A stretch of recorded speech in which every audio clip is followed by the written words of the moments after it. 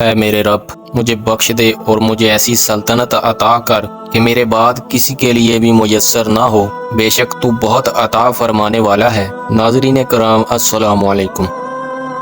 حضرت سلیمان علیہ السلام نے اللہ تعالیٰ سے یہ دعا کی۔ اللہ تعالیٰ نے ان کی دعا کو قبول فرمایا اور ان کو ایسی عجیب و غریب حکومت اور بادشاہی عطا فرمائی کہ نہ آپ سے پہلے کسی کو ملی، نہ آپ کے بعد کسی کو ملی۔ چنانچہ حضرت ابو ہریرہ رضی اللہ تعالی عنہ روایت کرتے ہیں کہ نبی اکرم صلی اللہ علیہ وسلم نے ایک دن ارشاد فرمایا، گزشتہ رات ایک سرکش جن نے یہ کوشش کی کہ میری نماز میں خلل ڈالے، تو خداوند تعالی نے مجھ کو اس پر قابو دے دیا اور میں نے اس کو پکڑا۔ اس کے بعد میں نے ارادہ کیا کہ اس کو مسجد کے ستون میں باندھ دوں تاکہ تم سب دن میں اس کو دیکھ سکو، مگر اس وقت مجھ کو اپنے بھائی سلیمان علیہ السلام کی یہ دعا یاد آ گئی کہ اے میرے رب، مجھے بخش دے اور مجھے ایسی سلطنت عطا کر کہ میرے بعد کسی کے لیے بھی میسر نہ ہو، بے شک تو بہت عطا فرمانے والا ہے۔ ناظرین کرام، حضرت سلیمان علیہ السلام کے معجزوں میں سے یہ ایک خاص معجزہ اور ان کی سلطنت کا ایک خصوصی امتیاز تھا کہ ان کے تابع صرف انسان ہی نہیں بلکہ جن اور حیوانات بھی ان کے تابع و فرمان تھے، اور سب آپ کے حاکمانہ اقتدار کے زیر حکم تھے۔ ناظرین کرام، اللہ تعالیٰ نے قرآن کریم میں حضرت سلیمان علیہ السلام کے معجزات کو کچھ اس طرح ارشاد فرمایا، اور شیطان سرکش جنوں میں سے ہم نے تابع کر دیے، وہ اس سلیمان علیہ السلام کے لیے گوتے لگاتے اور بیش قیمت سمندری سامان نکالتے اور اس کے علاوہ دوسرے بہت سے کام انجام دیتے، اور ہم ان کے نگران و نگہبان ہیں۔ اسی طرح سورہ سبا میں اللہ تعالی نے ارشاد فرمایا، اور جنوں میں سے وہ تھے جو ان کی خدمت انجام دیتے تھے ان کے پروردگار کے حکم سے، اور جو کوئی ہمارے حکم کے خلاف کجروی کرے ہم اس کو دوزخ کا عذاب چکھائیں گے۔ وہ جن ان کے لیے بناتے تھے وہ جو چاہتے تھے، محرابین اور تصویریں اور بڑے بڑے لگن جو حوضوں کے مانند تھے، اور بڑی بڑی دیگیں جو اپنی بڑائی کی وجہ سے ایک جگہ جمی رہیں۔ ناظرین کرام، سورہ نمل میں بھی اللہ تعالیٰ نے کچھ اس طرح ارشاد فرمایا، اور اکٹھے کیے گئے سلیمان علیہ السلام کے لیے ان کے لشکر جنوں میں سے اور انسانوں میں سے اور پرندوں میں سے، اور وہ درجہ بدرجہ کھڑے کیے جاتے، اور مسخر کر دیے گئے سلیمان علیہ السلام کے لیے شیاطین، سرکش جن، ہر قسم کے کام کرنے والے، عمارت بنانے والے اور دریا میں غوطہ لگانے والے، اور وہ سرکش جن جو زنجیروں میں جکڑے ہوئے ہیں۔ یہ ہماری عطا ہے، چاہے اس کو بخش دو چاہے روکے رکھو، اس کا کوئی محاسبہ نہیں۔ ناظرین کرام، اللہ تعالیٰ نے حضرت سلیمان علیہ السلام پر اپنا وہ فضل اور کرم فرمایا اور ان کو ایسی بادشاہت سے نوازا جو ان کے بعد بھی نہ کسی کو ملی، نہ ان سے پہلے کسی کو ملی۔ ناظرین کرام، حضرت سلیمان علیہ السلام کا یہ بھی ایک خاص معجزہ اور ان کی نبوت کا خصوصی امتیاز تھا کہ اللہ تعالیٰ نے ہوا کو ان کے حق میں مسخر کر دیا تھا اور وہ ان کے زیر فرمان کر دی گئی تھی۔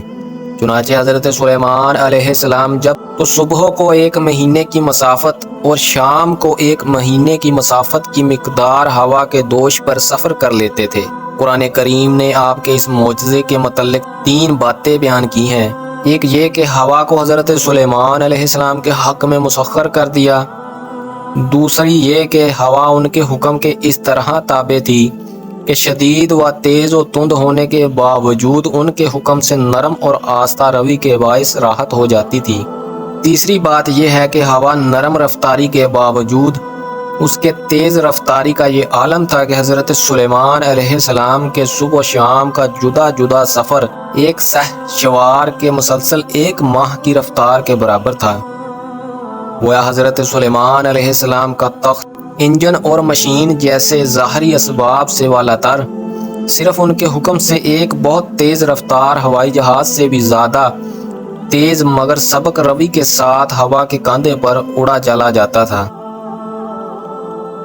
ناظرین کرام، یہ بے شک وہ معجزہ ہے جو بے مثل و بے مثال ہے ناظرین کرام، یہ حضرت سلیمان علیہ السلام کا وہ خاص معجزہ ہے جو بے مثل و بے مثال ہے۔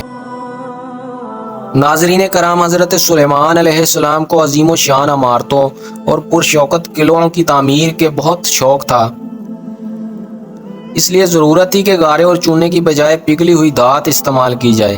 لیکن اس قدر کثیر مقدار میں یہ کیسے میسر آئے، یہ سوال تھا جس کا حل حضرت سلیمان علیہ السلام چاہتے تھے۔ چنانچہ اللہ تعالیٰ نے حضرت سلیمان علیہ السلام کو اس مشکل کو اس طرح آسان کر دیا کہ ان کو پگھلے ہوئے تانبے کے چشمے عطا فرمائے۔ بعض مفسرین کہتے ہیں کہ اللہ تعالیٰ حسب ضرورت حضرت سلیمان علیہ السلام کے لیے تانبے کو پگھلا دیتا تھا، اور یہ حضرت سلیمان علیہ السلام کے لیے ایک خاص نشان اور ان کا معجزہ تھا۔ آپ سے پہلے کوئی شخص دھات کو پگھلانا نہیں جانتا تھا، اور نجار کہتے ہیں کہ اللہ تعالیٰ نے حضرت سلیمان علیہ السلام پر یہ انعام فرمایا، زمین کے جن حصوں میں آتشی مادوں کی وجہ سے تانبا پانی کی طرح پگھل کر بہہ رہا تھا، ان چشموں کو حضرت سلیمان علیہ السلام پر آشکارا فرمایا۔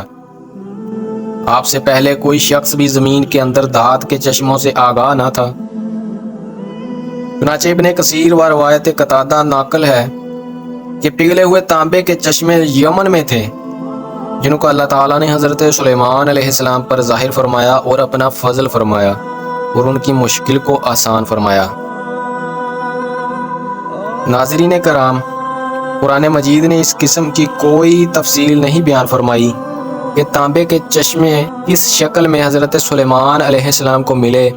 مگر قرآن کی اس آیت میں معجزہ کا ذکر ہے، اور ہم نے ان سلیمان کے لیے پگھلے ہوئے تانبے کا چشمہ بہایا۔ ہوا پر حکومت اور پگھلے ہوئے تانبے کے چشموں کا مل جانا یہ حضرت سلیمان علیہ السلام کا معجزہ ہے جو قرآن مجید سے ثابت ہے۔ اس پر ایمان لانا ضروریات دین میں سے ہے۔ ناظرین کرام، بے شک اللہ تعالیٰ نے اپنے سارے انبیاء کرام کو بے شمار معجزات میں سے نوازا تھا، لیکن حضرت سلیمان علیہ السلام کو بہت سارے معجزات اور بے مثل و بے مثال معجزات عطا فرمائے تھے